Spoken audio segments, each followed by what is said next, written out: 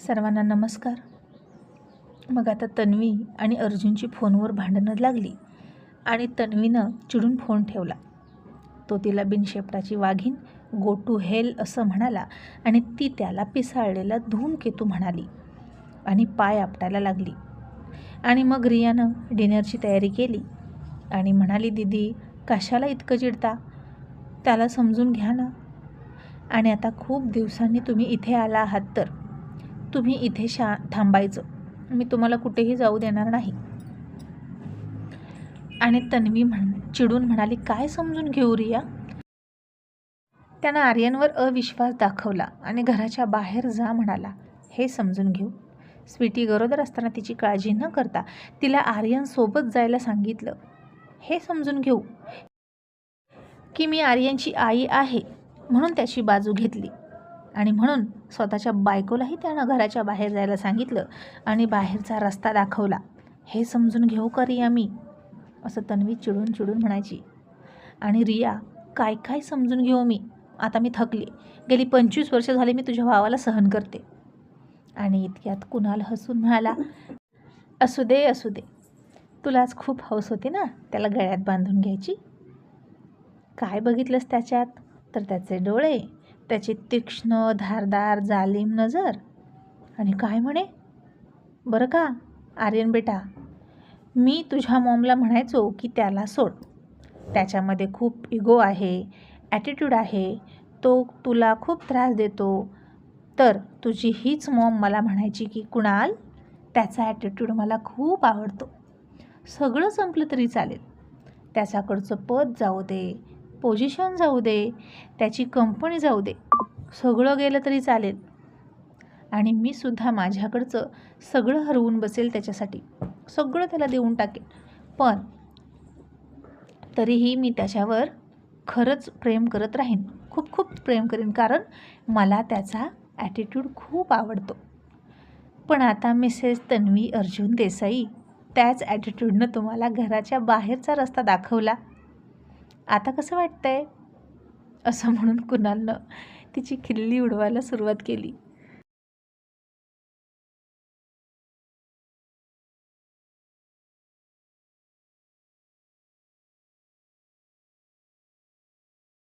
तसा आर्यन खूप हसला आणि आता तन्वीनं डायनिंग टेबलवरचा फोक उचलला आणि कुणालवर धावून गेली आणि म्हणाली, गप्प बस, मला अजूनही त्याचा ॲटिट्यूड आवडतो, आय लव्ह हिज ॲटिट्यूड. आणि भांडण नाही का कोणाच्यात होत नाही, तसं आमच्यातही होतं, तुला काय करायचं. आणि कुणाल म्हणाला, बघ आर्यन, अशी आहे तुझी मॉम, म्हणून मी तरी त्या दोघांच्यामध्ये अजिबात भाग घेत नाही आणि इंटरफेअर करत नाही, कारण ते दोघे ना फार छुपे रुस्तम आहेत, आपल्यासमोर भांडतात टॉम अँड जेरीसारखे आणि मनातून मात्र ते एकमेकांचेच असतात आणि आपलेच हातपाय मोडतात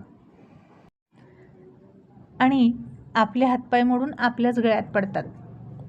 पण तन्वी, आता आली आहेस ना त्याच्यापासून लांब, तर निवांत राहा, बघूच कोण कोणाला मिस करतं. आणि रिया म्हणाली, हो दीदी तुम्ही थांबा. आणि तन्वी म्हणाली, ठीक आहे, पण अर्जुन नाही आला पाहिजे इथे, तर मी इथे राहील. आणि कुणाल म्हणाला, आता त्याच्या मनात आल्यावर तो येणार, त्याला कोण अडवणार, मी तर नाही बाबा अडवणार, त्याच्या बहिणीचं घर आहे, त्याची सासरवाडी आहे, दोन्हीकडून हक्क बनतो. आणि आर्यन हसून म्हणाला, आणि आता त्याच्या सुनेचं माहेर आणि मुलाची सासरवाडी, मग 4 वेळा हक्क झाला की डॅडचा इथे. आणि डॅड नक्की येणार, बाकी कशासाठी नाही, पण मॉमचा हा ब्युटिफुल फेस बघितल्याशिवाय डॅडना झोप नाही येत, ते नक्की येणारच, असं आर्यन हसून म्हणाला. तोपर्यंत इकडे खरंच अर्जुनने रात्र झाली आणि गाडी स्टार्ट केली होती तिकडे यायला आणि निघाला होता त्याच्या लेडी डॉनकडे. आणि कुणाल म्हणाला, स्वीटी कुठे आहे. आणि आर्यन म्हणाला, रूममध्ये आहे तिच्या, मी आलोच तिला बोलवून, असं म्हणून तो तिच्याकडे गेला. तर स्वीटी खूप उदास होऊन बसली होती. मग आर्यनने तिला हाताला पकडून म्हणाला, काय झालं जाणे मन, इतकी उदास का आहेस.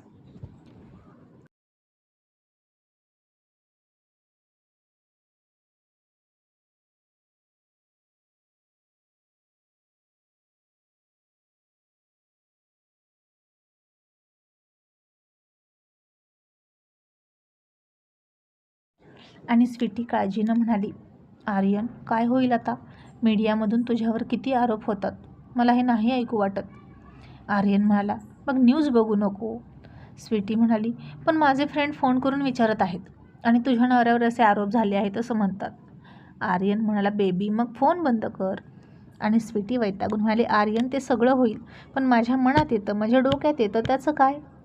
आर्यन तुला काही होणार नाही ना, असं म्हणून तिने त्याला मिठी मारली आणि तिच्या पाठीवर तो हळूवार हात थोपटत म्हणाला, बेबी मला काहीच नाही होणार. ती म्हणाली, पण तुला काय गरज होती त्या मॅटरमध्ये पडायची? गुपचूप कॉन्ट्रॅक्ट करायचं किंवा नाही करायचं आणि यायचं ना निघून. आणि आर्यन हसून म्हणाला, म्हणजे तिनं मला ऑफर केला, मग मी जायला हवं होतं का तिच्यासोबत तिकडे? तसं तिनं त्याला फटका दिला आणि म्हणाली, नो, असं नाही म्हणाले मी, यू आर ओनली माइन. आणि असा विचारही करू नकोस की हल्ली मी प्रेग्नंट राहिल्यापासून तुझ्या इच्छा रोज रोज पूर्ण होत नाहीत घरात, म्हणून तुला तिकडं जाऊ वाटतं का आणि करू वाटतं का बाहेर जाऊन? आणि आर्यनने तिच्याकडे बघितलं आणि म्हणाला, काहीही काय बोलतेस तू? तुझ्यासोबत मी सुद्धा प्रेग्नंट आहे, ओके?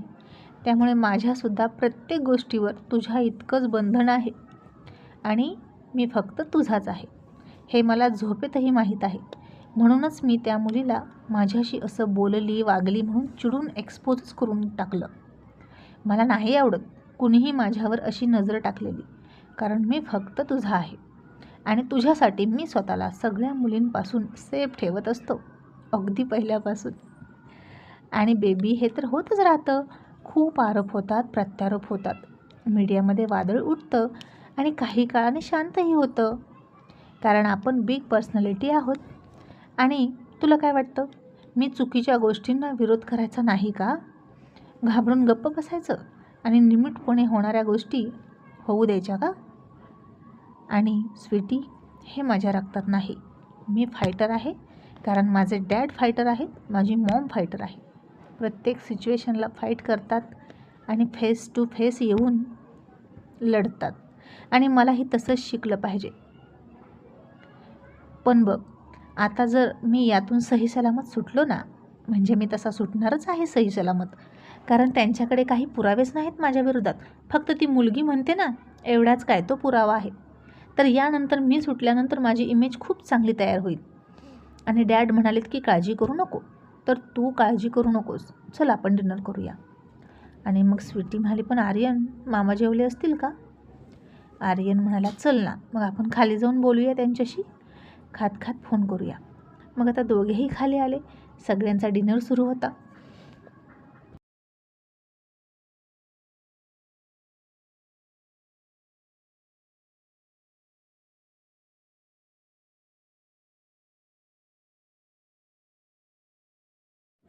आणि कुणाल म्हणाला, अर्जुन आता पुढे काय करेल?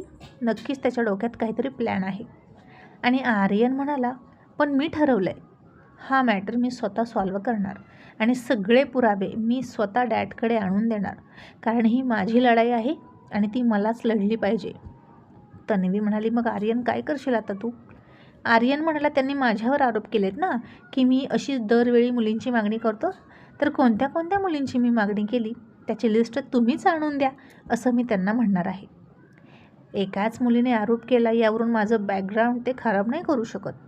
आणि त्याचवेळी आत्तापर्यंत त्यांनी ज्यांच्यासोबत प्रोजेक्ट केलेत ना आत्तापर्यंत, तिथे तिथे प्रत्येक वेळेस अशीच मुलींची देवाणघेवाण होत असणार, असं मला ती मुलगी स्वतः म्हणाली आहे.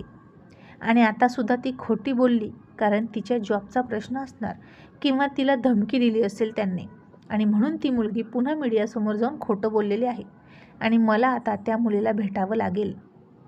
आणि तन्वी म्हणाली, येस, यू आर राईट, आता आपण त्यांनाच कामाला लावूया. आणि जर अशा आणखीन मुली सापडल्या ना, तर मात्र आपण त्यांच्यावर उलट केस करायची. आणि तुझ्या विरोधात जर पुरावे नाही सापडले तर बदनामीचा दावा ठोकायचा आणि इतक्या करोडचा दावा त्या सरोदिया कंपनीवर ठोकायचा की त्याच्या कंपनीची सुद्धा इतकी व्हॅल्यू नसेल, त्याच्या दुप्पट तिप्पट किंमत अब्रू नुकसानीच्या दाव्यावर लावायची. आणि मग त्याला कळेल देसाईंशी पंगा घेतल्यावर काय होतं. स्वतःला विकूनसुद्धा तो इतकी रक्कम जमा करू शकणार नाही. आणि मला वाटतं आर्यन, ती मुलगी म्हणाली होती तिच्यासारख्याच आणखीन त्या कंपनीसोबत काम करणाऱ्या दोघी तिघी आहेत, तर मला वाटतं त्या बाकीच्या मुलींशी आपण चर्चा करावी आणि त्यांना भेटावं. आणि आर्यन म्हणाला, हो मॉम, तुझं बरोबर आहे, मी त्यांची माहिती काढायला सांगतो. असं म्हणून आर्यननं जयला फोन केला आणि त्याचं काम सांगितलं आणि जय म्हणाला, ओके बॉस. आणि आर्यन त्याला म्हणाला, मी उद्या संध्याकाळी आपल्या बिल्डिंगवर येतोय, त्यावेळी त्या मुली मला तिथे हव्या आहेत, पण त्यांचे डोळे बांधलेले पाहिजेत. आणि जय हसून म्हणाला, बॉस, हा आपल्या कामाचाच भाग आहे. आणि इतकी वर्ष झालं ही बिल्डिंग इथे आहे आणि इथे नक्की काय असतं हे अजून कोणाला कळलं नाही. इथे खूप जण येतात, आले, येऊन गेले, जग सोडून गेले इथूनच, पण या बिल्डिंगविषयी अजून कोणालाही पत्ता नाही. आणि आर्यन हसून म्हणाला, ओके. आणि आता सगळ्यांचा डिनर झाला आणि काय करायचं हे आर्यनच्या डोक्यात पक्क होतं. मग तन्वीनं स्वीटी आणि आर्यनला गुड नाईट म्हणून झोपायला लावलं आणि ती तिच्या स्टडीमध्ये गेली आणि एक छान बुक घेतली आणि बेडरूममध्ये जाऊन वाचत बसली. आणि आता तिच्या डोक्यात आलं की अर्जुन जेवला असेल का, की रागामध्ये चिडून चिडून ड्रिंक केली असेल नुसती.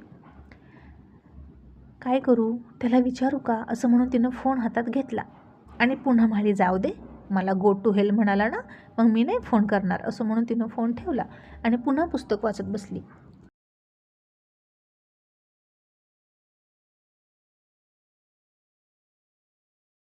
आणि इतक्यात अर्जुनचं नाव घेतलं आणि अर्जुन हजर.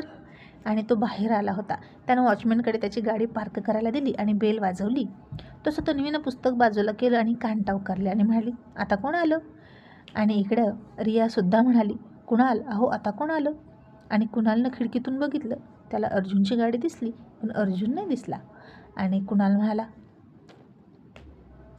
मिस्टर ॲटिट्यूड आले आहेत आणि ज्यांचे गेस्ट आहेत ना ते त्याला अटेंड करतील, आपल्याला काय करायचं, तू झोप.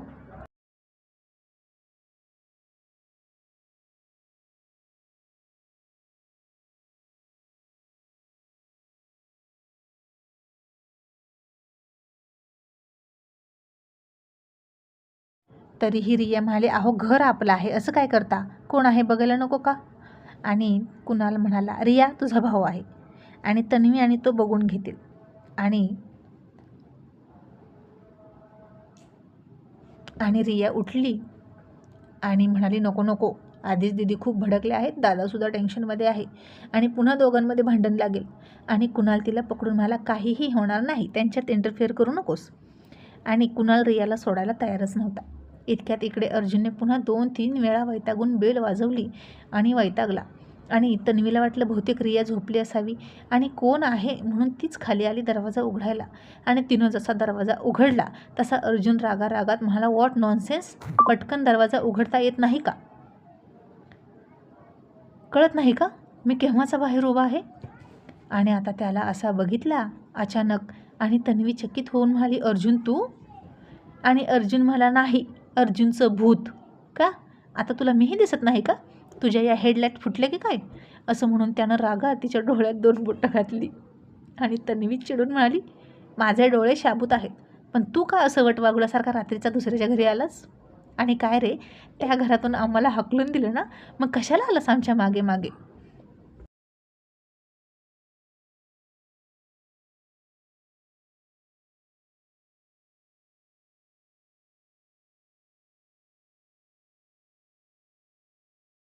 आणि अर्जुन म्हणाला, तुझ्याकडे कोण येतं, मी आलोय टायगरकडे, चल निघ. असं म्हणून अर्जुन आर्यनच्या खोलीकडे गेला. आणि तन्वी म्हणाली, हो काय, टायगरकडे आला का, मग जा त्याच्याकडे आणि झोप टायगरच्या आणि स्वीटीच्या मध्ये किंवा हॉलमध्ये. असं म्हणून तीही तिच्या रूममध्ये गेली आणि तिनं दरवाजा लावून घेतला. तसा अर्जुन पाठीमागे वळला आणि तिला बघून म्हणाला, दरवाजा लावू नकोस, ऑलरेडी मी खूप टेन्शनमध्ये आहे आणि मला तिथं झोपायला यायचं आहे.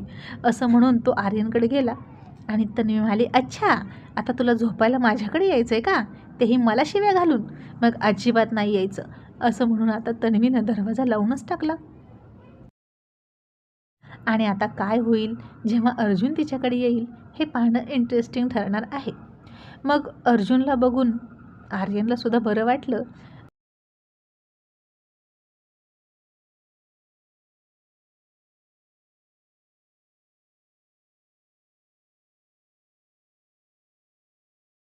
आणि अर्जुन म्हणाला, टायगर, उद्या काय करायचं त्याविषयी मी तुझ्याशी डिस्कस करायला आलो आहे.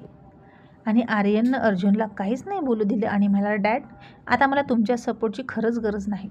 तुम्ही फक्त माझ्या पाठीशी राहा आणि तुमचा आशीर्वाद माझ्या पाठीमागे असू द्या. पण आता माझी लढाई मीच लढणार आहे. तुम्ही मला एकही सल्ला देऊ नका किंवा सजेशन देऊ नका. तुम्ही जज आहात म्हणून जजप्रमाणेच डोळे झाकून घ्या आणि मला निर्दोष मीच सिद्ध करणार. आणि हे ऐकलं आणि अर्जुनचा ऊर अभिमानानं भरून आला आणि आता टायगर रेडी होतोय हे त्याला कळलं. आणि मग अर्जुन म्हणाला, that's like my brave tiger.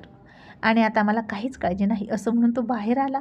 आणि अर्जुनचं टेन्शन कमी झालं होतं, कारण आर्यन आता धाडसीपणे सगळं फेस करणार त्याला कळलं.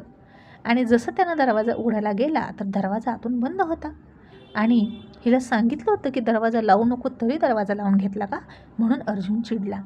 आणि त्यानं दरवाजा वाजवला आणि म्हणाला, तनू दरवाजा उघड. आणि तन्वी म्हणाली, उघडणार नाही, गो टू हेल.